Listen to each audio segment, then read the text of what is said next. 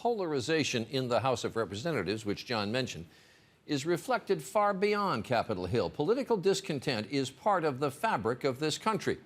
But at town halls and public rallies, President Obama has been called much more than a liar. Here's Dan Harris.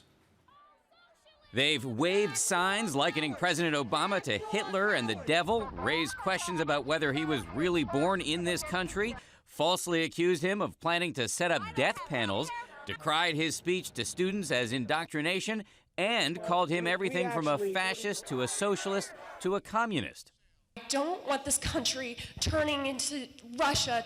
And all that was before Mr. Obama's speech was interrupted by a representative who once fought to keep the Confederate flag waving over the South Carolina State House. Add it all up, and some prominent Obama supporters are now saying that it paints a picture of an opposition driven in part by a refusal to accept a black president. They now see that this might be the same old racism that has steered the policies in this country for years. With one pastor in Arizona now publicly hoping for the president's demise. I'm going to pray that he dies and goes to hell.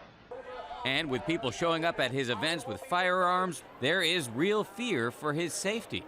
Hate speech can turn into hate crimes. Conservatives say Obama backers are playing the race card. It's a classic case of calling wolf.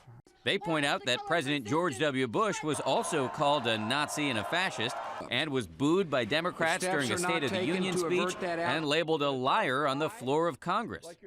Conservatives argue this is a nation built on dissent and that opposition to the current president is based on substantive disagreement over issues like health care. I just think that it's very wrong-headed and unfair to suggest that the Americans who oppose some of these proposals are doing so because of race. The White House is trying very hard not to be pulled into this debate.